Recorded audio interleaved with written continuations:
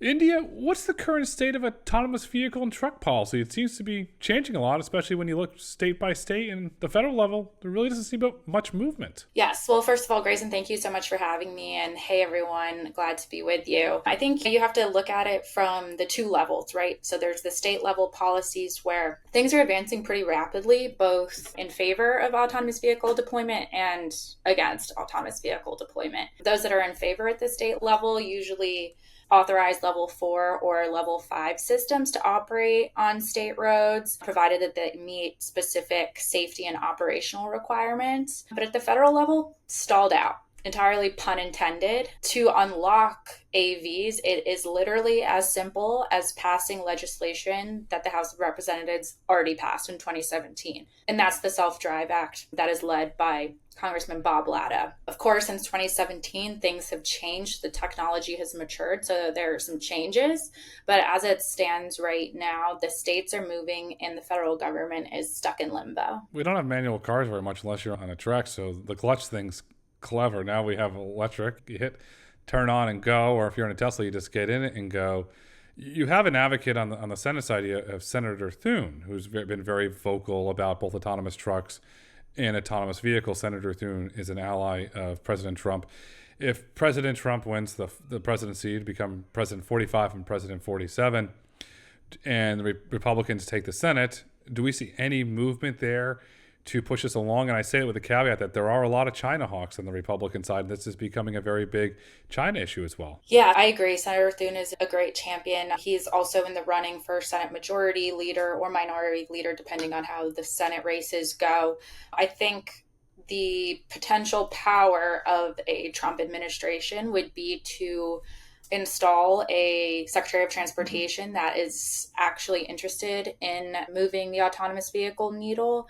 And that goes down right to the agency level of the National Highway Traffic Safety Administration. In the Biden administration right now, we have no confirmed administrator, which means that the agency is completely hamstrung. And NHTSA is the place where all of the human centric traffic and vehicle design models can be exempted for AVs to operate. Without someone to oversee the operations of the agency, we're stuck. Whether it's another Biden administration, we need a confirmed administrator. And if it's a Trump administration, we need a friendly advocate who is willing to listen to industry and the many, many safety and economic benefits that the technology offers. If you look at the economy, we're going into a recession. I don't buy the narrative that we're going to have a soft landing. I think it's going to be very hard. The AI bubble is going to pop. If you look at the amount of money being spent on GPUs, the money being generated, it doesn't add up. It's scary. If you move the top 5 stocks in the S&P 500 this year, the S&P's flat. It's not up roughly 14%. So you have a big issue there. I will go on the record and I will publicly advocate for a friend of mine, Jonathan Morrison, in a Trump administration would be a great NHTSA administrator. Mr. Morrison clearly understands autonomy in his role, and he would do a really great job. So President Trump, cabinet, put Jonathan Morrison there as NHTSA administrator and usher this in, because we are going to need economic growth and a recession to come out of that, and autonomy offers that. But yet, why is the economic argument not being made a lot? You just clearly articulated it. Every day I tell the economic story, but yet it seems to be this narrative is around safety. But when you talk to the American public, they care about, how can I pay my grocery bills? How can my grandmother go to the beauty parlor? How can we do this? How can we unleash all this economic prosperity? Elon's now talking about the economic prosperity around the cyber cab, what that could eventually do. But why do you think that's not become a bigger issue around the economics of autonomy from a positive standpoint? I think it's a very philosophical argument, right? So the average person interacts with a vehicle very often, and often that experience is safe and they have an exact location that they're traveling to, and that's all that they think about as a vehicle. So that's when industry and government education is really important to make sure that the public and the policymakers are aware of the benefits. There's a lot of research coming out that are back up these claims. For example, with the supply chain shortages that we experienced during the pandemic, we didn't have enough truck drivers to move the goods from the ports to the store shelves. autonomous vehicles could supplement the existing system with human drivers to make sure that doesn't happen again in the future. But that's just not how the average American interacts with vehicles and with the economy. So the onus is unfortunately on industry to make sure that narrative is set and bought into by the consumer. It's not a narrative, it's a fact. I've advocated inside the industry, and I'm hoping at some point somebody takes me up. I want to do grocery store day, where if you pick it, let's look a location, either Florida, most likely Texas, because that's where the autonomous trucks are. Everything in that grocery store is 20% off today because it was brought to you by an autonomous truck. It matters at the wallet. Think about the consumer advocacy. Do you mean to tell me because this was brought with an autonomous truck, I save 20% of my grocery bill? I can afford eggs, which are astronomical, or orange juice, which on average is $7 a gallon. I can afford that now because of an autonomous truck. That changes the narrative. The industry has to come together to change that narrative. And then on the other side, outside the industry, on the state side, we're playing whack-a-mole. Every day, new bill comes up. Let's ban autonomous trucks. Let's ban autonomous vehicles. And you read the language in these bills, and I'm a pattern guy. There's a lot of patterns. There's consistencies. There's a mandate in there. Must have driver in the vehicle. So we know that's bought and paid for by special interest or organized labor. How do we get the public to believe and to understand that these politicians are bought and paid for by special interest? We saw what happened in New Jersey today with the guy bought and paid for. He's got busted on racketeering. Same thing's happening around autonomy. How do we stop this where the public stands up and says, wait a second, you're putting your own special interests before me, your constituent? You're hurting my wallet? This has to stop. How do we get that to happen? Yeah, I think it just comes back to public interaction with the technology. It is so amorphous for most Americans who have never had an interaction with an autonomous truck or an autonomous vehicle. Putting the facts of the safety and the economic benefits into terms that are applicable to the everyday life of Americans is super important. And I think you're talking about AB 316 in the recent Delaware bill. For those who can't see us, Grayson just smacked his forehead in disappointment. But those are Teamsters-backed bills. In California last session, we saw Governor Newsom veto it, that these bills would mandate a human safety, quote unquote, safety driver in autonomous trucks. And this is an essential ban on autonomous trucks. Selling the bill by any other name is inaccurate. And we fought to kill that bill. We will continue fighting in the states to make sure that human safety driver bills don't go through, because that's just completely antithetical to the point of the technology, right? Autonomous equals no human supervision or fallback anticipated. And by doing legislation like that, you are inherently undermining the public trust of the technology and removing the purpose of it in the first place. So we need to be very vigilant, and industry, unfortunately, has the responsibility of defense at the state level to make sure that we continue to whack those moles down. We have to, and we had the positive news out of California, the SB 915, commonly known as the Local Control Bill. It's dead. Bye-bye. See you later. No more local control. Then lo and behold, what was the individual? Don't worry, I'm bringing it back next year. Why cause economic harm to your constituents on the verge of a recession? That's the question that I ask. And then you look in San Francisco, they're going through a mayor's race. Supervisor Pesky, when asked, have you ever ridden a Waymo vehicle? No, I taxed it and the money went to the MTA. Cheers. It doesn't take a rocket scientist to do 1 + 1 = 2. We clearly see where this is going, but yet there's no outrage from the constituents. That's what I don't fundamentally understand. You burn a Waymo vehicle to the ground, there's applause. Where's the outrage? Where's the criminal prosecutions? That's private property. Is it going to take somebody making an example out of somebody to stop us, or what's going to take it to turn the tide? First of all, Waymo is a very loved member of CTA, and I work closely with their team. I'll never forget the first time I rode in a Waymo. Much better driver than many people I know. I almost teared up. Sorry to put my tech wonk hat on, but I think that the media reporting on incidents is not necessarily beneficial and actually does harm, right? So and it's the same with every other industry, right? Like the media likes the juicy soundbite clickbaits. And the stories, like the ones that you mentioned, are the things that get clicked on.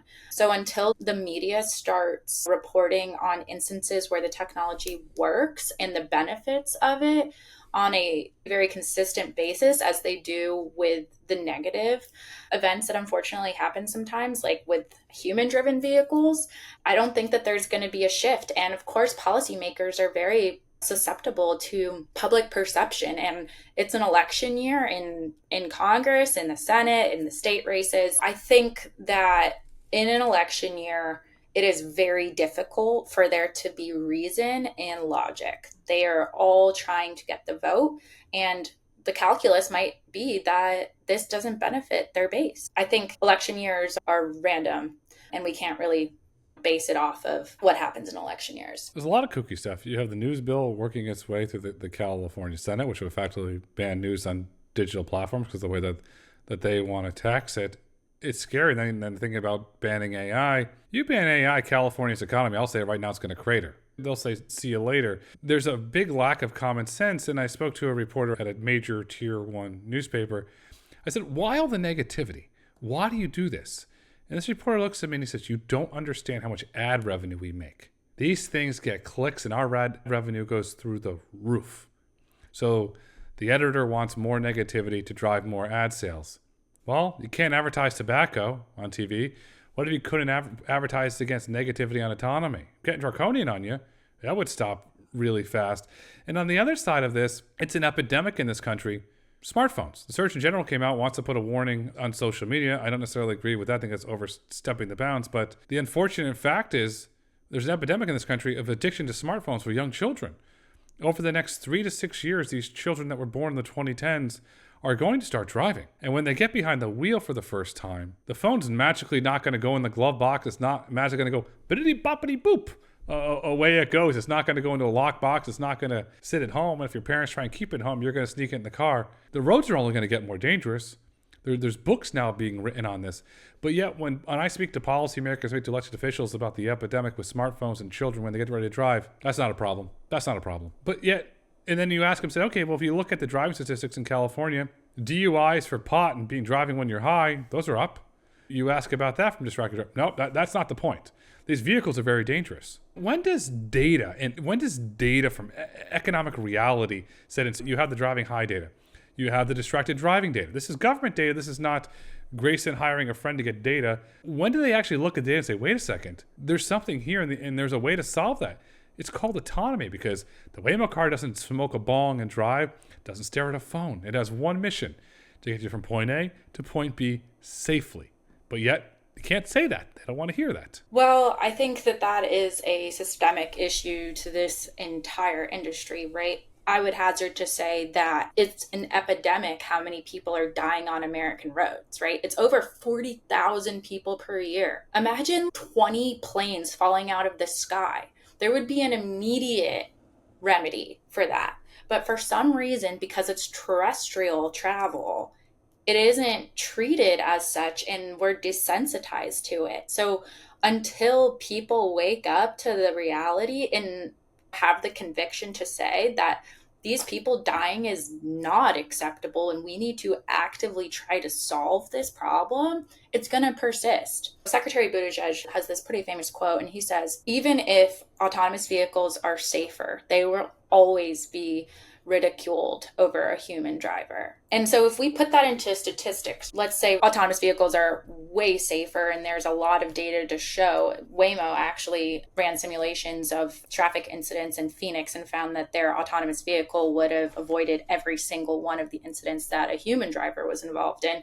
But even if autonomous vehicles are 10% safer for the sake of argument, that would be saving over 400 lives of the current 40K fatalities. Those lives mean something, and no one is saying that all vehicles are going to transition to autonomous. If you want to drive your vehicle, you will have the right to do, but we have to do something for the safety benefits overall. We do.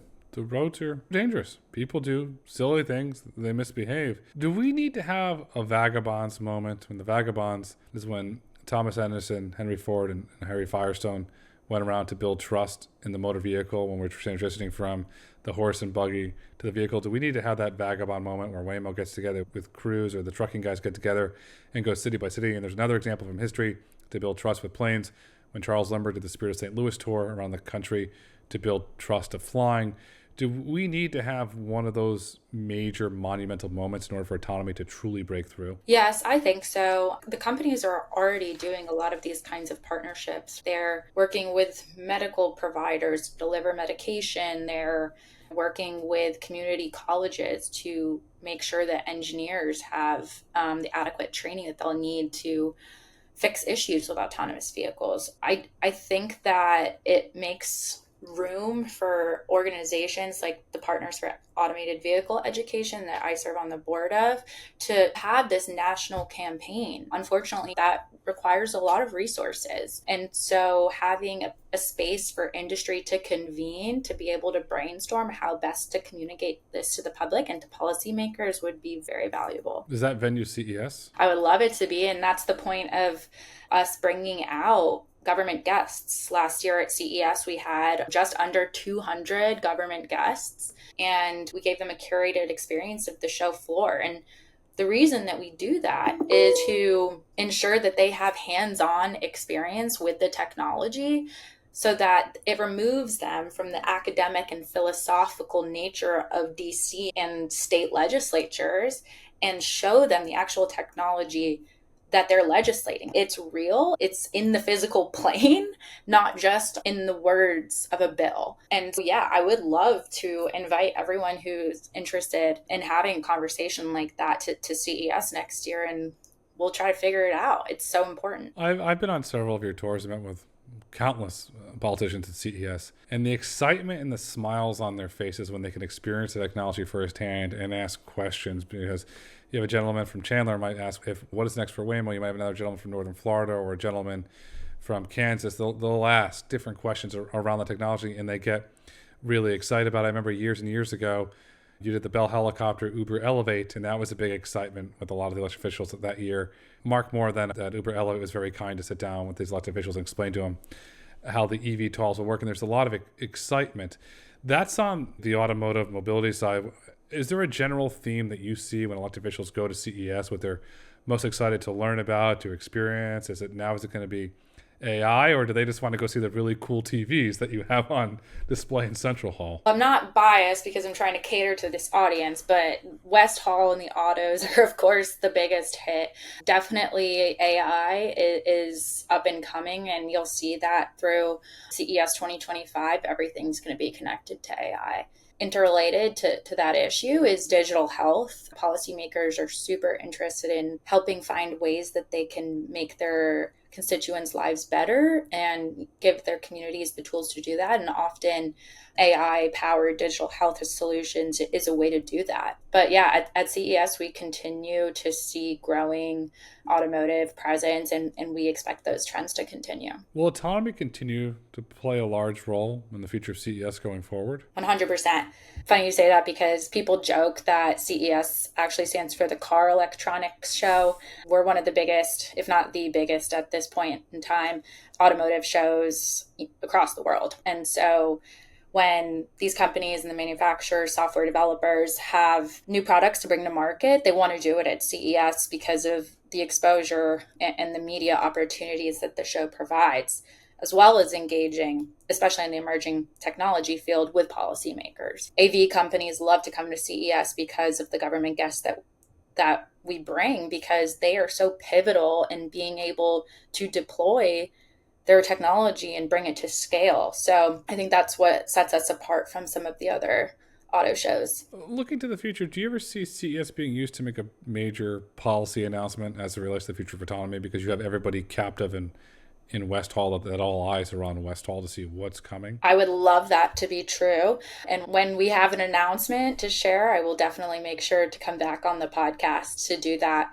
It is the perfect venue, right? We have the keynote stages, we have Fortune 500 CEOs and the public there. If folks are looking to do that, the platform is there. We're getting back to politics. As we look to the future, either a second Biden administration or a hot swap. It's on the table, so I'll put it out there, or a potential second Trump administration, what are the hurdles that are going to have to be overcome? Because I just don't see the status quo continuing. Because eventually, at some point, we're going to have all 50 states, or let's -2, New York and California, and Hawaii, let's -3, 47 states with all different regulations around autonomy. And if that happens, that's a patchwork of, I'm not sure it's going to work. Patchworks never work, and we've seen that with privacy. And the problem with the states moving before the federal government is often that the states do not want to be preempted by a federal framework. And so they will actively lobby against a federal framework, even if a compromise can be reached. So to effectively get to yes, which is a large part of what my job is. So I work with both Republicans and Democrats to try to bridge the gap in between them and bring them to a place where everyone can say yes, and everyone's going to have to give up something. But for the broader mission of safety and economics, that has to be the priority. And the other thing we haven't talked about, which I hope we will next, is China, which obviously goes hand in hand. But I think on the Democratic side, the issues with the labor unions need to be resolved. So we've seen the political prowess of the Teamsters, and the other constituency that needs to be addressed is the trial lawyers. The trial lawyers were definitely responsible for AV legislation in the Senate failing several years ago, and where the bill that I mentioned at the beginning of the show, self-drive, was deeply affected by that because they are constituencies of the Democratic Party. The Republican side, they are generally more friendly to autonomous vehicles, but what we're seeing now is concerns about China. And as we know, the automotive supply chain, some of the best performance hardware is manufactured in China. So I have concerns about the trajectory of those kinds of conversations and what that means for our competitiveness as American AV companies. But there are significant hurdles on both sides that need to be addressed, and both sides need to know that they're not going to get 100% of what they want, and that's actually how good legislation is forged. All right, we're jumping off the diving board. We're getting into this. I'm going to kick it off with this aspect. The Taiwan issue with chips. Morris Chang, Texas Instruments are responsible for where we are today. Electric vehicle supply chain runs through. China's playing war games in the South China Sea. Something is going to give at some point if you look at the amount of missiles that are currently pointed at Taiwan from mainland China. ASML has kill switches in their technology that's in Taiwan. If China senses weakness in a potential second Biden administration, the entire AI economy comes to a grinding halt. Autonomy comes to a grinding halt. How do we get to a middle ground and find a solution that will not strangle? And you want to talk about strangling? We would go into a recession, global recession, if China invaded Taiwan. Yeah, so permanent normal trade relations with China are of significant concern to the entire tech sector. It is not just semiconductors or autonomy, it would be almost all goods. And that would be a significant departure from previous trade positions that the US government has taken. And that's why we've seen all of this legislation and regulatory action to try to incentivize American companies to bring their supply chains back to the US. We were very interested in this topic and potential effects on the economy for doing that. So we commissioned a study on supply chain diversification, and we found really interesting material that was very helpful for our efforts and education of policymakers. We found that reshoring all American manufacturing capabilities back to the US is really not feasible. It would require a direct investment of over $500 billion for the entire consumer technology industry. Where would we get that? And PNTR, Permanent Normal Trade Relations, sorry, I'm from DC, so I use acronyms, is one of the measures that we have to deter a Chinese invasion of Taiwan. So if we proactively and preemptively remove PNTR before an invasion, what leverage do we have? So we need to have the tools that are in our box that are maybe not tariffs, maybe we seek trading partners with our allies. And that's what we recommend. We recommend a multi-geography team approach to supply chain diversification. That means working with South Korea, Japan, Germany, and France, who have the manufacturing capabilities, particularly in the semiconductor sector to shift manufacturing of leading edge chips and legacy chips out of China and Taiwan. Doing something like that versus the $500 billion that I started with would be only about a $116 billion direct investment, and it would create over 5 million jobs. So we like to call it friendshoring. Let's trade with our BFFs. Moving all manufacturing back to the US is simply not possible right now. Won't happen. It's a pipe dream. Labor wants it, won't happen. James Carville line comes on the economy stupid. The economics of onshoring it do not make sense. Then you have the skills gap there.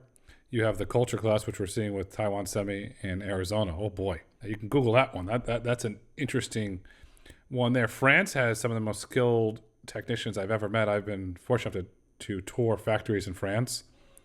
And the artisanal in that society is really incredible. Then you have Japan. Does Sony come on board? And then do they start perhaps doing some chip manufacturing, since Japan is an ally? About 12 hours to the West Coast. You can start to move this stuff, or is it too close for a potential strike from China? No, we think that Japan would be a very good partner in that diversification. What you're essentially talking about is geographic weaknesses, which is why it's important to supplement it with an Asian country like Japan with the European countries like France and Germany. Doing it as a partnership, a global partnership, kind of removes the weakness of just one actor. So it needs to be very consistent long-term commitments that are expressly in economic policies, right? This needs to be free trade agreements and policies that are coming from the very top of government. But it will be a worthwhile endeavor if we can accomplish that. And it will bolster supply chain resiliency for the semiconductors. And you look at semiconductors, and when I'm about to say, I'm going to give you a disclaimer here because I'm going to behave.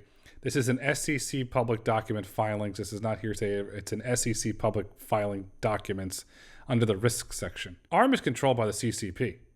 It's not controlled by SoftBank.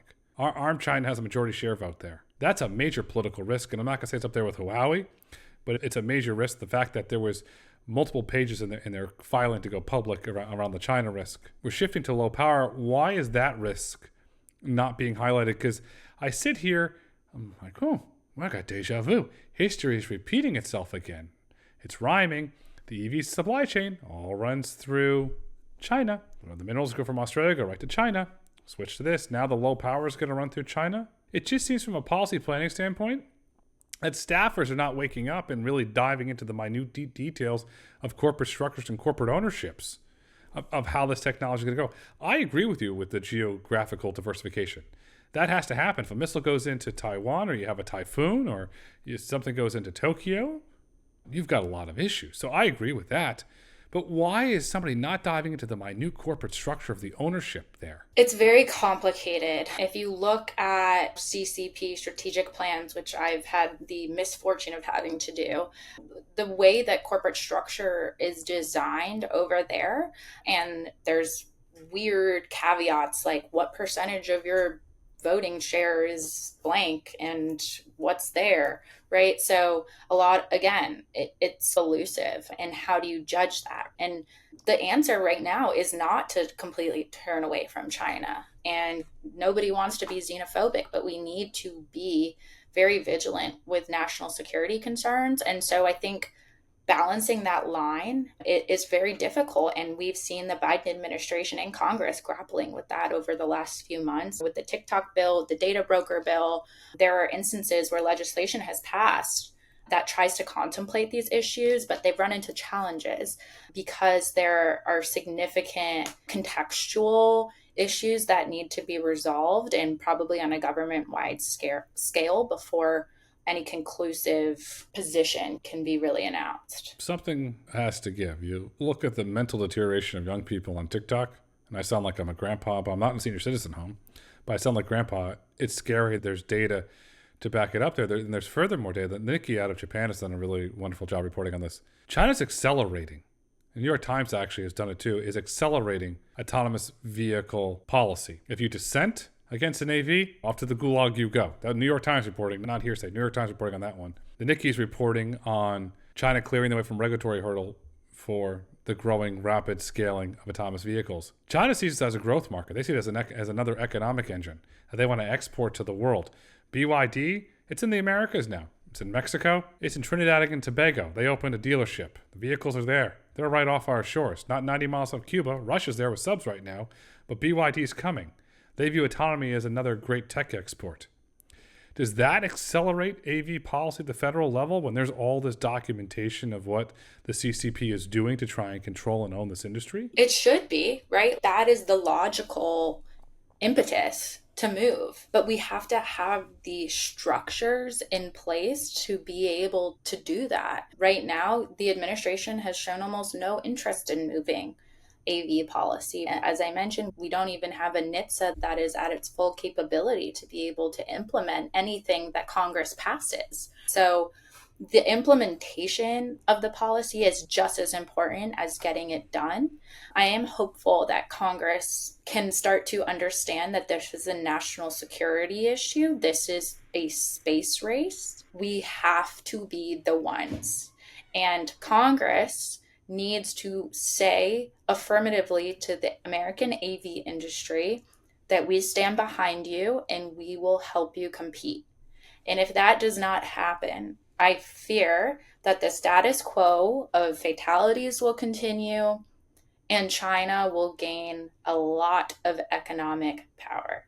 And as you mentioned, with Mexico, we've seen them flooding American and European markets with their EVs. And it is quite likely that barring any legislation, that it will happen with AVs. So the time is now, and it is long overdue. The time is now, but on the Democratic side, you've got the union issue, labor, which has to be destroyed. If you look at the economics of Detroit now with the new labor bill, they're not making a $30,000 electric vehicle. Not going to happen on the current economic structure what the union did. The union could end up bankrupting Detroit. That could very well happen.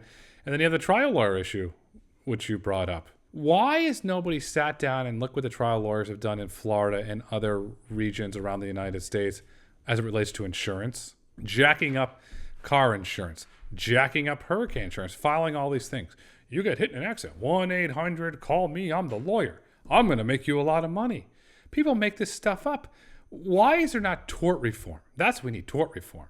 That has to happen. Why is nobody willing to do it? We agree with that. We think it is diabolical that the trial lawyers eat off of the carnage industry on our roads. And yes, the liability issue needs to be addressed. And that will be a big part of any federal package that unveils. But doing it at the behest of that special interest group is only going to increase American litigation costs, which, by the way, we already have the biggest lawyer tax out of the entire world. Our litigation economy is insane.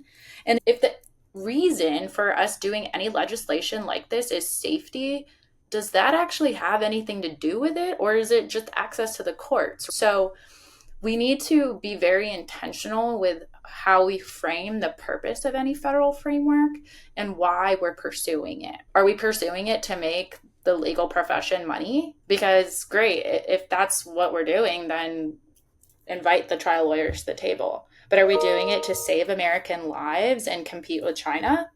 That's a different conversation. And emboldening trial lawyers to continuously sink this kind of legislation is not helpful to anyone. No, you said access to the courts. It's access to the wallets. So here we are on this one. What if we banned all TV, and this goes for over the air, OTT, over the top, if you want to use that term, all TV over the top advertising for lawyers, and all billboard advertising on highways for lawyers? That's going to shake their boots. I'll leave that one to you, Grayson. Should happen. We've done it with tobacco. Why can't we do it with that? Because it's causing economic harm. If we can demonstrate that, I think that's a compelling case. There's smart people here that listen.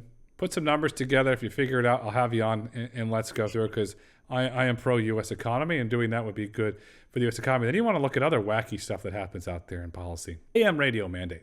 And I'm saying that as a person that loves AM radio. I grew up in the tri-state area, and I listen to WFAN 660 AM. It's great. I know what to do. Lo and behold, CBS, and this was years ago, came out with a streaming app, and I got to listen to it. This was wonderful. Why put a mandate to put in in older technology in a vehicle as we're supposed to be moving forward towards progress, innovation progress, but yet holding on and clinging on to a technology that's clearly past its prime? And what are we going to say, that now you have to mandate that every car can have a horse in it? I mean, or have a crank in it? What's next? This one completely eludes me. I'm very disappointed in the direction of congressional intent on this one. I think it's absurd.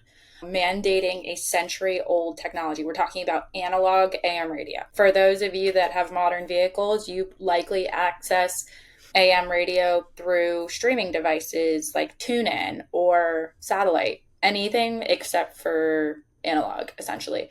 And so to mandate a non-safety feature is the first of its kind, right? So the kinds of things that Congress and the Department of Transportation mandate for vehicle designs are things like seatbelts, airbags, things that literally save lives in the event of a collision. What the broadcasters are doing now is they have realized that they have failed to compete in a market that is highly innovative and evolving rapidly.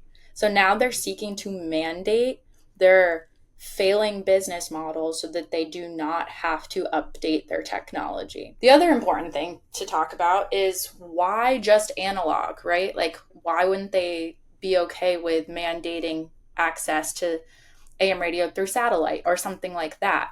And it's because on analog AM and FM radio, broadcasters do not pay performance royalties to musicians. There are about 240 million songs every year that are played on AM radio. That is millions of dollars that the broadcasters are leeching off of musicians. So it comes down to the broadcasters refusing to innovate, and they have looked to Congress to bail out their industry. Failing business model. It sounds very similar to organized labor, but yet it's happening on this side.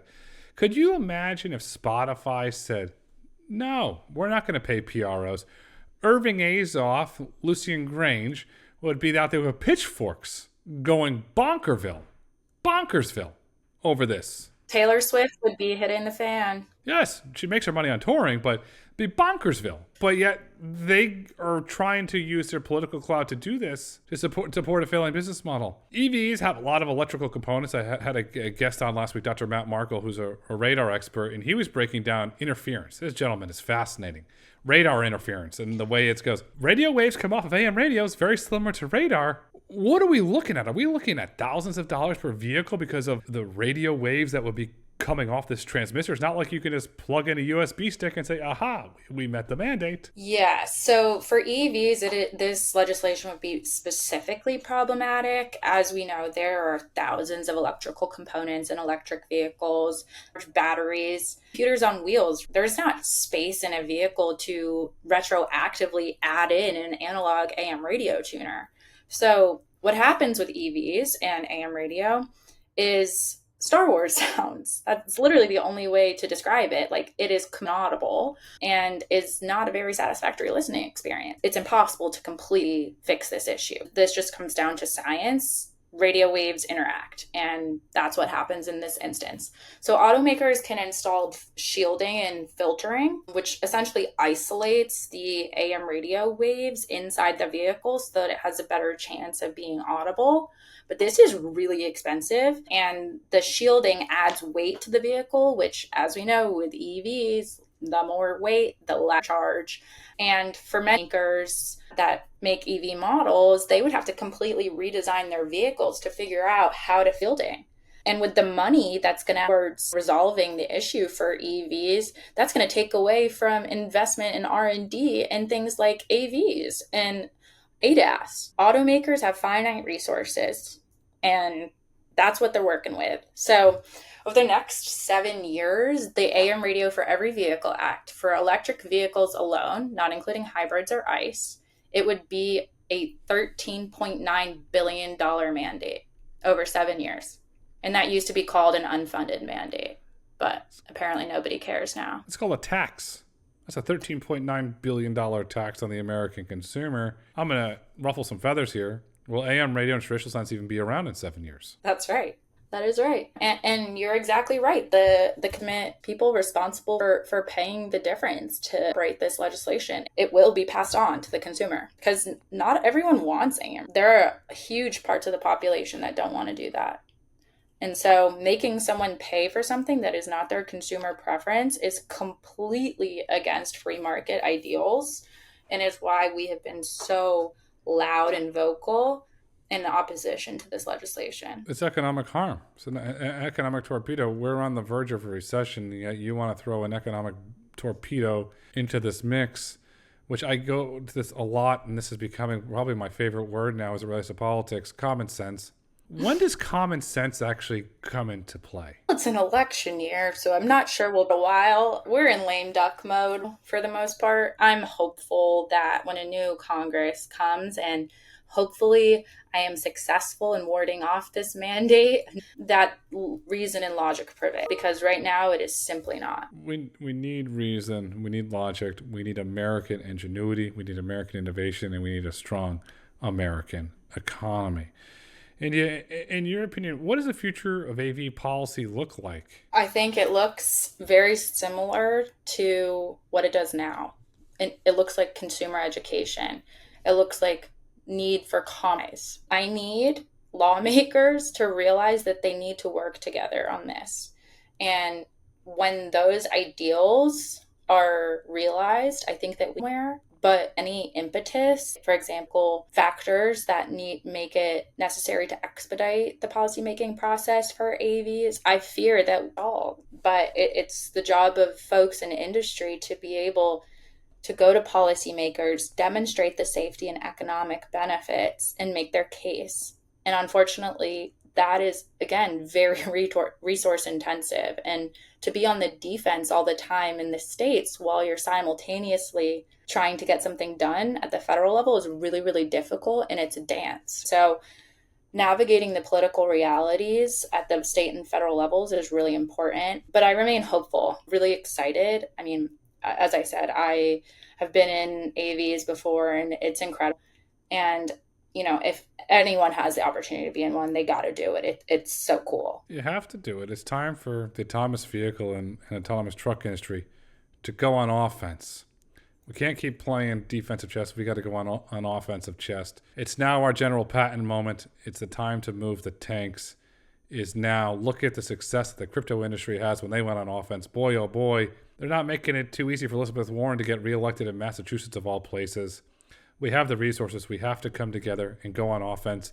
Let's put our patent tanks on the battlefield and go to war because they're coming for us. India, this has been an absolutely fascinating conversation. We're going to have you back again as hopefully policy moves and we can cheer and applaud that. But for today, what would you like our listeners and viewers to take away with them? I'm hopeful that this conversation makes listeners realize how urgent this issue is. It is not only important for the safety and economic benefits, it's important in terms of time. We do not have time anymore.